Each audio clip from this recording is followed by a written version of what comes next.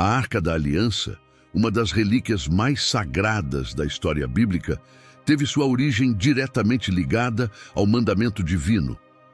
No Monte Sinai, Deus revelou a Moisés instruções precisas sobre a construção da arca, conforme registrado em Êxodo 25, 10, 22. Cada detalhe foi cuidadosamente prescrito, desde o material até as dimensões. A arca deveria ser feita de madeira de acácia e coberta de ouro puro, tanto por dentro quanto por fora.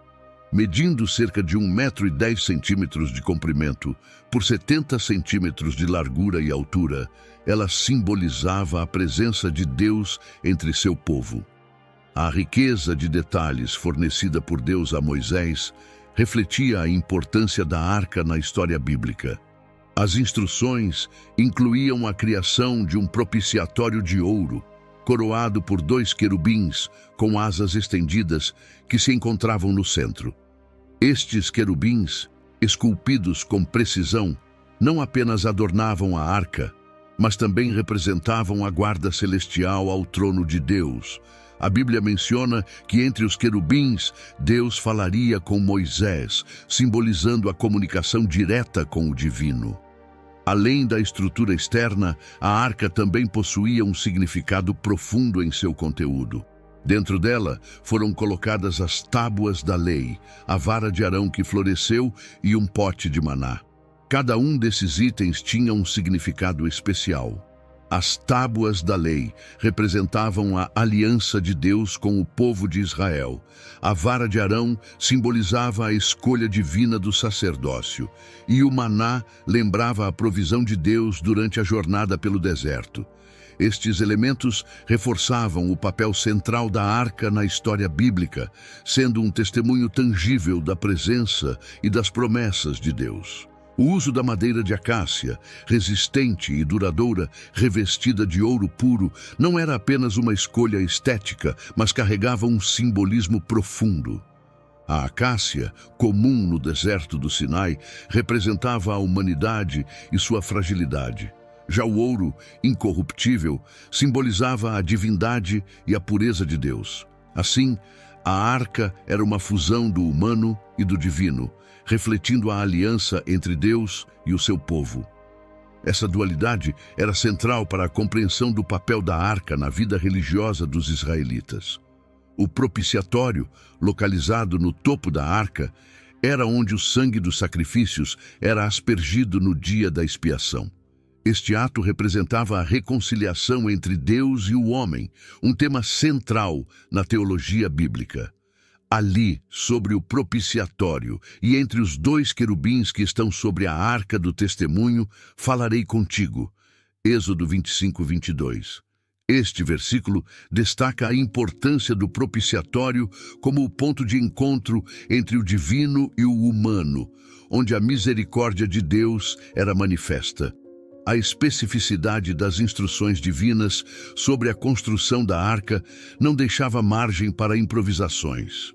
Cada detalhe, desde os anéis de ouro para os varais de transporte até o formato dos querubins, tinha um propósito claro e simbólico.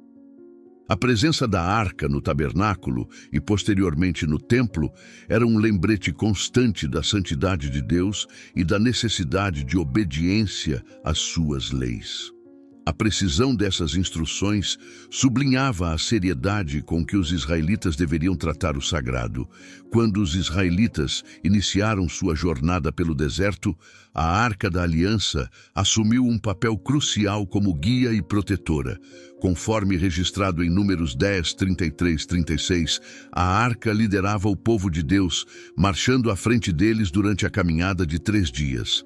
Essa presença tangível de Deus guiando os israelitas era um poderoso lembrete de sua liderança e proteção constantes.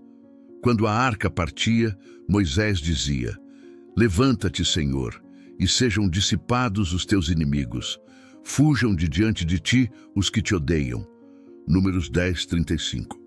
Essas palavras de Moisés ecoavam a confiança do povo na orientação divina através da arca. Quando a nuvem de Deus se levantava do tabernáculo, a arca avançava, mostrando ao povo o caminho a seguir. Essa movimentação contínua reforçava a ideia de que Deus estava sempre à frente, liderando cada passo de sua nação escolhida.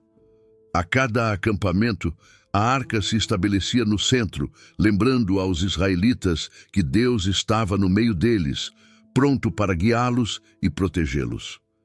Durante as viagens, a arca era carregada pelos levitas, que tinham a responsabilidade sagrada de cuidar desse precioso artefato. Os momentos em que a arca se levantava e começava a se mover eram marcados por um ritual solene, onde Moisés pronunciava palavras de invocação a Deus, pedindo proteção e vitória sobre os inimigos.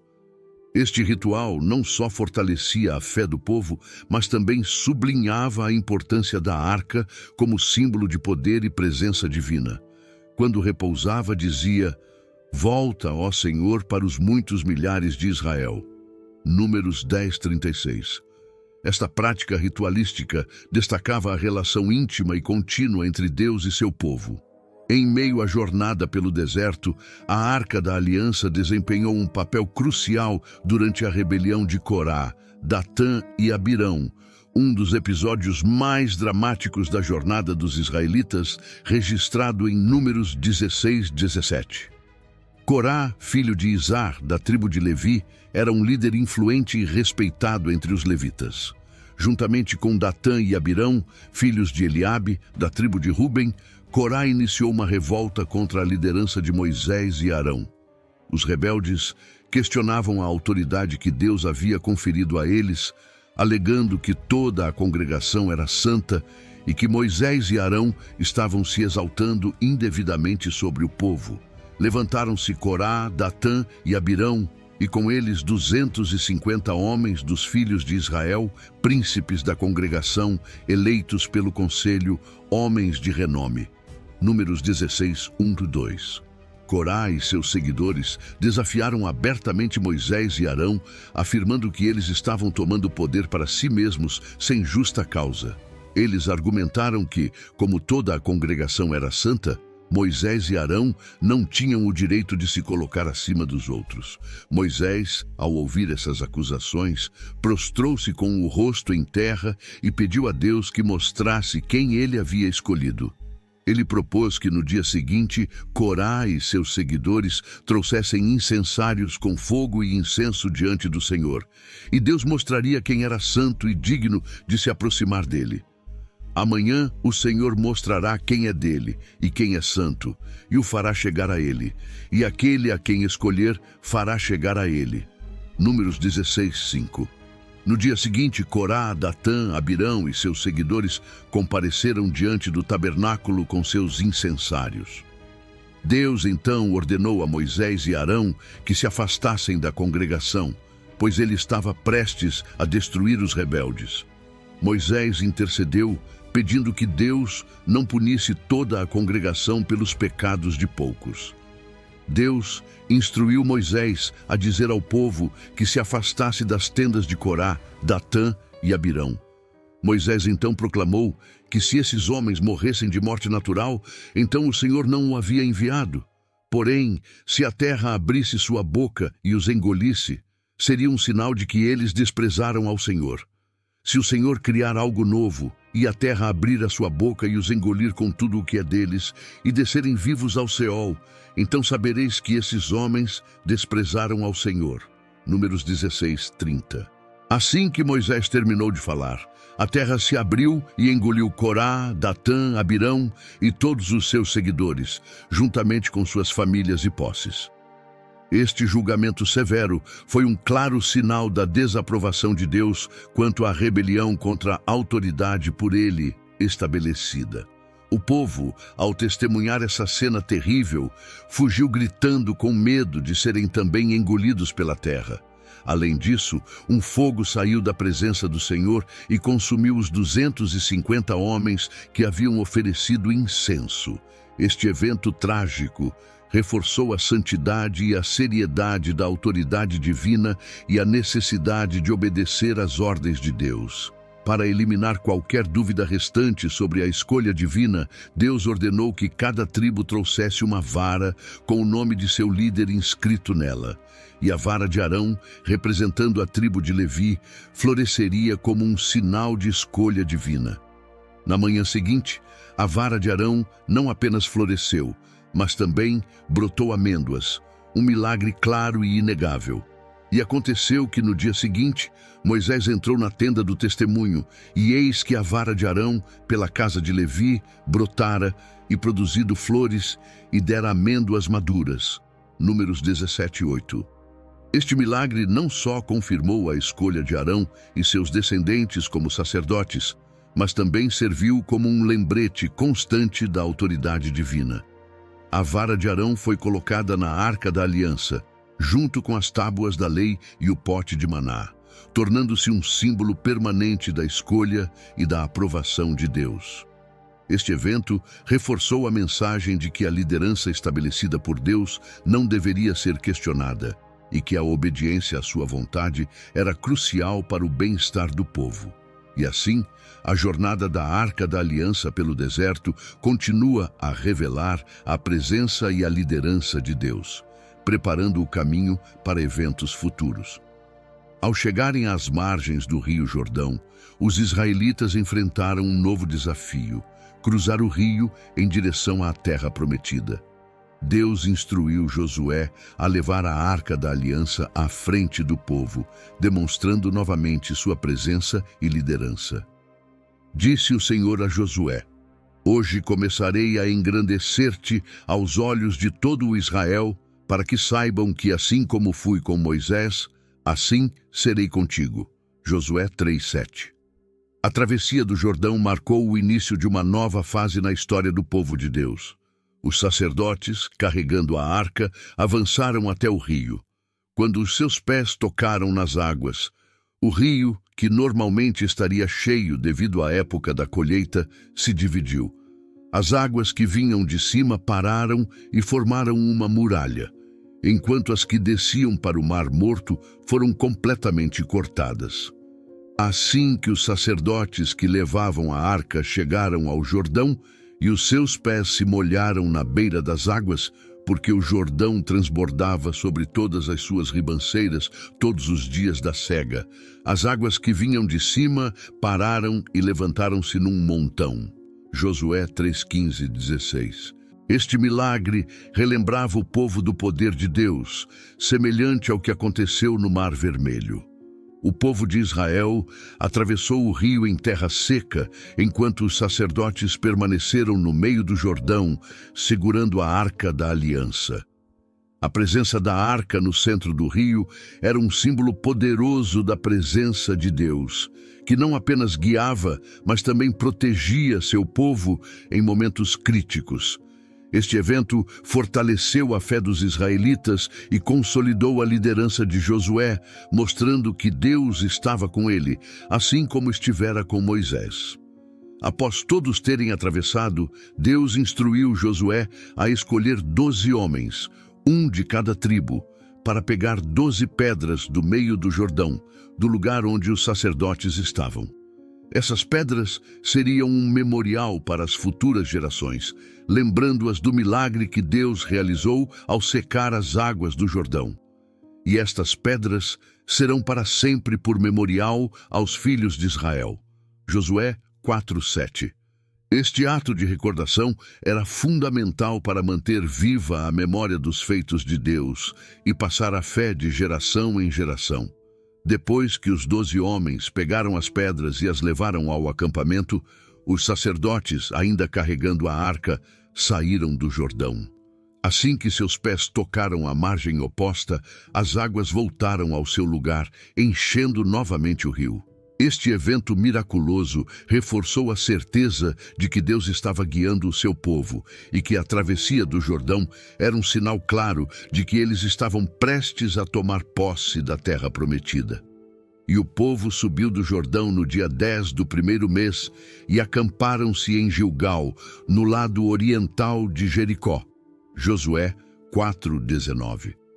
A travessia do Jordão foi mais do que uma simples travessia de um rio. Foi um momento de renovação da aliança entre Deus e seu povo. As 12 pedras tiradas do Jordão serviram como um testemunho eterno da fidelidade de Deus. Este evento também marcou o início da conquista de Canaã, a terra que Deus prometeu aos descendentes de Abraão, Isaque e Jacó. A Arca da Aliança, como símbolo da presença divina, continuava a ser o centro da vida religiosa e espiritual dos israelitas. Após a travessia do Rio Jordão, o próximo desafio para os israelitas era a conquista da fortificada cidade de Jericó. A Arca da Aliança desempenhou um papel central nesta campanha, seguindo as instruções específicas dadas por Deus a Josué. Disse o Senhor a Josué: Vê, entreguei na tua mão Jericó, e o seu rei e os seus homens valorosos. Josué 6:2. Este evento marcou um dos momentos mais dramáticos da entrada dos israelitas na Terra Prometida. Deus ordenou a Josué que os guerreiros marchassem ao redor da cidade uma vez por dia, durante 6 dias, com a Arca da Aliança sendo levada pelos sacerdotes. 7 sacerdotes, com trombetas de chifre de carneiro, deveriam marchar diante da arca, tocando-as continuamente. 7 sacerdotes levarão 7 trombetas de chifre de carneiro adiante da arca, e ao 7º dia rodeareis a cidade 7 vezes, e os sacerdotes tocarão as trombetas. Josué 6:4. Este ritual estranho era um teste de fé e obediência para os israelitas. Durante 6 dias, os israelitas seguiram fielmente as ordens de Deus, marchando ao redor de Jericó em silêncio, exceto pelo som das trombetas. A presença da Arca da Aliança no centro da procissão servia como um poderoso símbolo da presença e do poder de Deus. Os habitantes de Jericó, observando esses atos incomuns, provavelmente estavam intrigados e alarmados. Cada dia de marcha silenciosa aumentava a tensão e a expectativa tanto dentro quanto fora das muralhas. No 7º dia, a estratégia mudou. Os israelitas marcharam ao redor da cidade 7 vezes, e na 7ª volta, os sacerdotes tocaram as trombetas e o povo gritou com grande clamor. Sucedeu que, tocando-se longamente a buzina e ouvindo o povo o sonido da trombeta, gritou o povo com grande brado, e o muro caiu abaixo, e o povo subiu à cidade, cada um em frente de si, e tomaram a cidade. Josué 6:20. As muralhas de Jericó desmoronaram milagrosamente, permitindo que os israelitas invadissem e conquistassem a cidade. A queda das muralhas de Jericó foi um claro testemunho do poder de Deus e da importância da obediência às suas instruções. Este milagre não apenas garantiu uma vitória militar crucial, mas também reforçou a fé dos israelitas em Deus e em Josué como seu líder. A Arca da Aliança, presente no centro de toda a ação, simbolizava a mão de Deus em cada passo do processo, guiando e garantindo a vitória do seu povo. Além de ser uma vitória militar, a conquista de Jericó teve um profundo significado espiritual. Demonstrou que a vitória de Israel dependia da obediência e da confiança em Deus, e não em sua força ou habilidade militar. A presença da arca durante a batalha foi um lembrete constante de que Deus estava no comando e que a vitória era sua. Este evento estabeleceu um padrão para as futuras conquistas na Terra Prometida, onde a fidelidade a Deus seria a chave para o sucesso. Tempos depois, durante o período dos juízes, a Arca da Aliança enfrentou um de seus maiores desafios: a captura pelos filisteus. Este evento dramático está registrado em 1 Samuel 4:6. Na batalha contra os filisteus, os israelitas, confiando erroneamente na arca como um amuleto de sorte, levaram-na para o campo de batalha. Eles acreditavam que sua presença garantiria a vitória. Mandemos trazer de Siló a arca do Senhor, e venha no meio de nós, para que nos livre da mão de nossos inimigos. 1 Samuel 4:3. No entanto, A fé mal colocada resultou em uma derrota esmagadora e a captura da arca pelos filisteus. A captura da arca foi um golpe devastador para Israel. Os filisteus, acreditando que haviam conquistado o próprio Deus de Israel, levaram a arca para Asdod e a colocaram no templo de Dagon, seu Deus. No entanto, a presença da arca trouxe calamidades aos filisteus.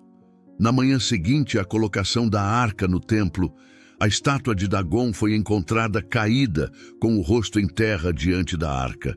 E quando os de Asdod se levantaram de madrugada no dia seguinte, eis que Dagon estava caído com o rosto em terra diante da arca do Senhor. 1 Samuel 5:3. Além do colapso da estátua de Dagon, os filisteus foram afligidos por tumores e uma praga de ratos. As cidades onde a arca foi levada, incluindo Asdod, Gate e Ecrom, sofreram intensamente. Reconhecendo que a presença da arca estava causando essas calamidades, os filisteus decidiram devolvê-la aos israelitas. Eles consultaram seus sacerdotes e adivinhos, que recomendaram enviar a arca de volta com uma oferta de reparação, composta de 5 tumores de ouro e 5 ratos de ouro, representando as 5 cidades filisteias. Então disseram: que oferta pela culpa lhe enviaremos? Responderam: 5 tumores de ouro e 5 ratos de ouro, segundo o número dos príncipes dos filisteus. 1 Samuel 6:4. Os filisteus colocaram a arca em um carro novo, puxado por 2 vacas que recentemente haviam dado à luz, e a enviaram de volta para Israel. As vacas, contrariando seu instinto natural de retornar aos seus bezerros, seguiram diretamente para Bet-Semes, uma cidade israelita. Os habitantes de Bet-Semes, trabalhando no campo, ficaram radiantes ao ver a arca retornar. E os de Bet-Semes estavam cegando o trigo no vale, e levantando os olhos, viram a arca e se alegraram ao vê-la. 1 Samuel 6:13. Embora o retorno da arca tenha sido motivo de grande alegria, houve um incidente trágico quando alguns homens de Bet-Semes olharam dentro da arca, desobedecendo às leis divinas. Como resultado, muitos deles foram feridos ou mortos, demonstrando novamente a santidade e o poder da arca. Os israelitas entenderam que a presença de Deus não podia ser tratada de maneira leviana. E feriu o Senhor os homens de Bet-Semes, porque olharam para dentro da arca do Senhor. Feriu deles 70 homens. 1 Samuel 6:19. Após esse incidente, a arca foi levada para Kiriat Jearim, onde permaneceu por 20 anos na casa de Abinadab. Durante esse período, Israel experimentou um período de renovação espiritual. Samuel, o profeta, exortou o povo a abandonar os deuses estrangeiros e voltar-se de todo o coração ao Senhor. Os israelitas responderam ao chamado de Samuel, afastando-se dos ídolos e dedicando-se novamente a Deus. Falou Samuel a toda a casa de Israel, dizendo: se com todo o vosso coração vos converterdes ao Senhor, tirai do meio de vós os deuses estranhos e os astarotes, e preparai o vosso coração ao Senhor, e servi a Ele só, e vos livrará da mão dos filisteus. 1 Samuel 7:3. A presença da arca em Kiriat Jearim e a liderança espiritual de Samuel levaram a uma era de paz e vitória sobre os inimigos. Os israelitas se reuniram em Mispá para jejuar, confessar seus pecados e buscar a ajuda de Deus. Os filisteus, ao saberem da reunião, atacaram Israel. Samuel clamou ao Senhor por proteção, e Deus respondeu com trovões poderosos, causando confusão entre os filisteus, que foram derrotados pelos israelitas. E clamou Samuel ao Senhor por Israel, e o Senhor o ouviu. E sucedeu que, enquanto Samuel oferecia o holocausto, os filisteus chegaram para a peleja contra Israel. E trovejou o Senhor aquele dia com grande trovoada sobre os filisteus, e os aterrou, e foram derrotados diante de Israel. 1 Samuel 7, 9 e 10. Com a derrota dos filisteus e a renovação da aliança com Deus, Israel entrou em um período de estabilidade. A arca, embora ainda em Kiriat Jearim, continuava sendo um símbolo poderoso da presença e do favor de Deus. Esse período de paz e prosperidade, sob a liderança de Samuel, preparou o caminho para a transição para a monarquia, com Saul sendo ungido como o primeiro rei de Israel. Contudo, seria durante o reinado de Davi que a Arca da Aliança teria um papel central novamente. Davi, desejando centralizar a adoração a Deus e unir a nação, decidiu trazer a Arca da Aliança para Jerusalém, a nova capital de Israel. A primeira tentativa de transportar a arca foi marcada por um incidente trágico. Uzá, um dos homens encarregados de conduzir a arca, tocou-a para estabilizá-la quando os bois que a puxavam tropeçaram e foi imediatamente ferido de morte por Deus. E irou-se a ira do Senhor contra Uzá, e Deus o feriu ali por esta imprudência e morreu ali junto à arca de Deus. 2 Samuel 6:7. Este incidente fez Davi reconsiderar e temer o poder associado à arca. Ele decidiu então levar a arca para a casa de Obed-edom, onde ficou por 3 meses.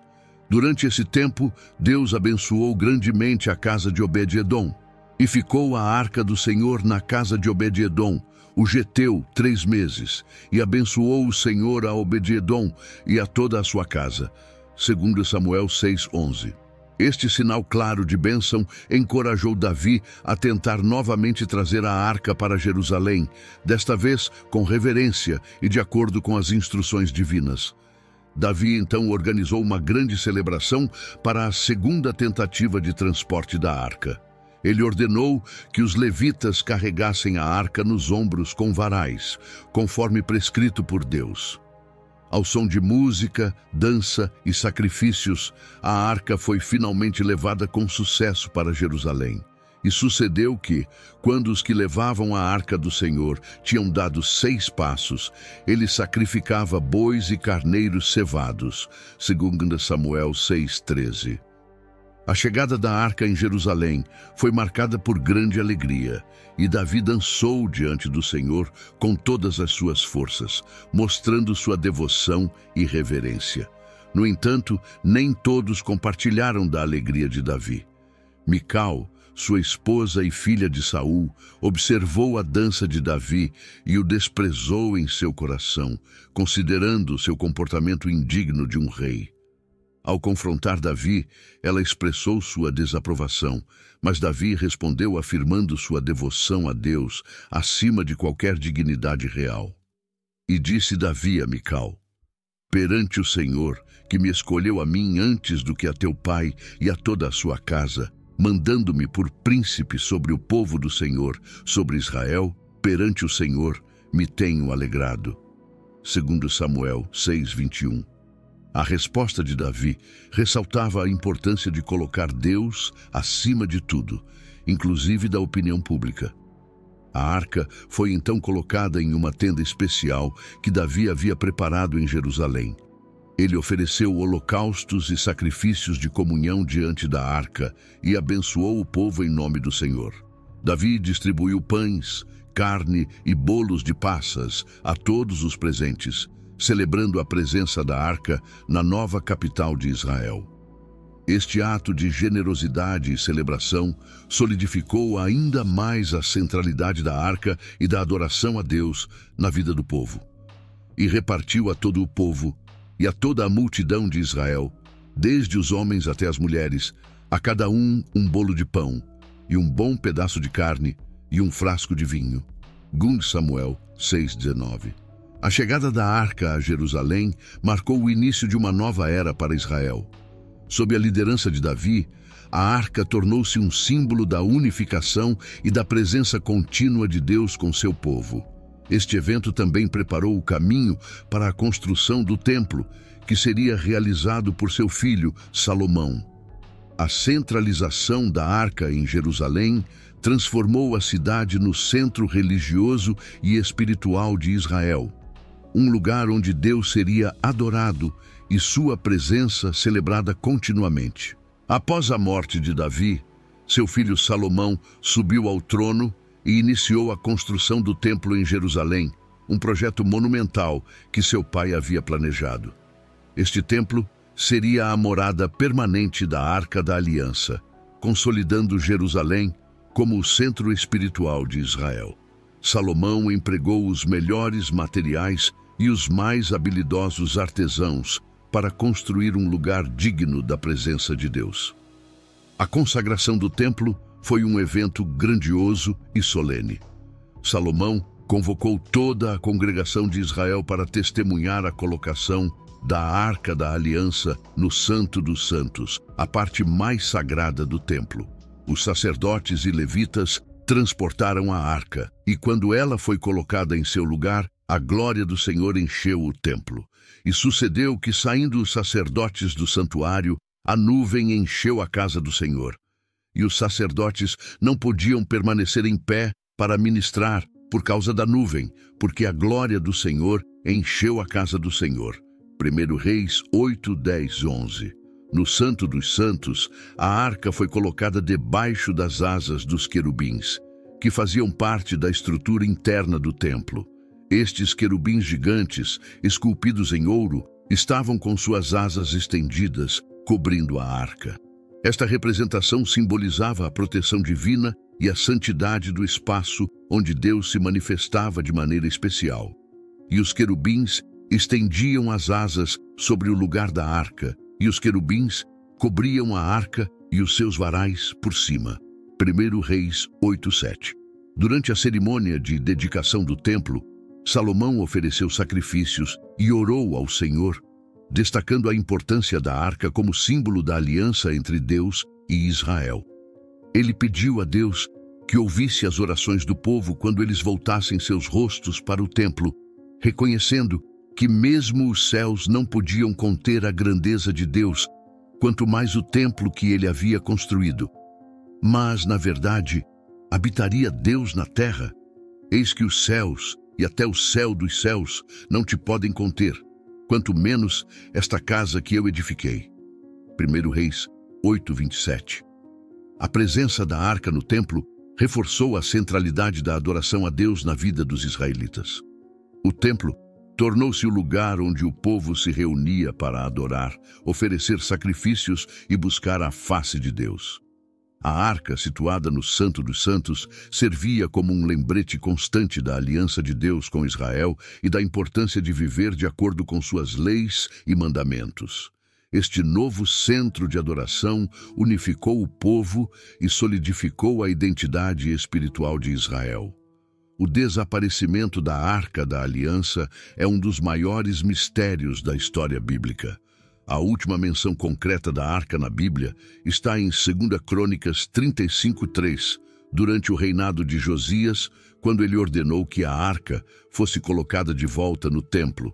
Após este evento, a Arca desaparece das Escrituras e não há registros claros sobre seu destino. E disse aos levitas, que ensinavam a todo o Israel, e estavam consagrados ao Senhor: ponde a arca santa na casa que Salomão, filho de Davi, rei de Israel, edificou. 2 Crônicas 35:3. Várias teorias e tradições surgiram ao longo dos séculos sobre o destino da arca. Uma das teorias mais populares é que a arca foi escondida pelo próprio profeta Jeremias antes da destruição do templo por Nabucodonosor, rei da Babilônia. A tradição judaica sugere que Jeremias escondeu a arca em uma caverna no Monte Nebo para protegê-la da profanação. Outra tradição, mencionada nos escritos apócrifos, relata que a arca foi levada para a Etiópia, onde estaria guardada na igreja de Santa Maria de Sião, em Axum. Independentemente do paradeiro físico da arca, seu significado espiritual permaneceu poderoso. A arca era o símbolo da aliança entre Deus e Israel, representando a presença divina no meio do seu povo.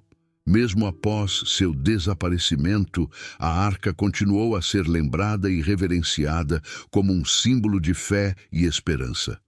Naquela época, chamarão Jerusalém de trono do Senhor, e todas as nações se reunirão nela para honrar o nome do Senhor. Não seguirão mais a obstinação de seus corações malignos. Jeremias 3,17. O desaparecimento da arca também pode ser visto como uma transição na história espiritual de Israel. Sem a arca como um ponto físico de adoração, o foco passou a ser a presença de Deus em meio ao seu povo de maneira mais espiritual e menos dependente de objetos físicos. Este desenvolvimento preparou o caminho para o Novo Testamento, onde a presença de Deus seria manifestada de maneira plena e pessoal através de Jesus Cristo. E o Verbo se fez carne e habitou entre nós. E vimos a sua glória, como a glória do unigênito do Pai, cheio de graça e de verdade. João 1,14. O Novo Testamento faz referência à Arca da Aliança, particularmente na Carta aos Hebreus, onde o autor discute o significado do templo e dos rituais judaicos à luz do sacrifício de Cristo. Atrás do segundo véu estava a tenda chamada Santo dos Santos, contendo o altar de ouro do incenso e a Arca da Aliança, totalmente coberta de ouro. Hebreus 9:3-4. Esta passagem destaca a importância da arca na história da redenção e seu cumprimento em Cristo, que se tornou o mediador de uma nova aliança.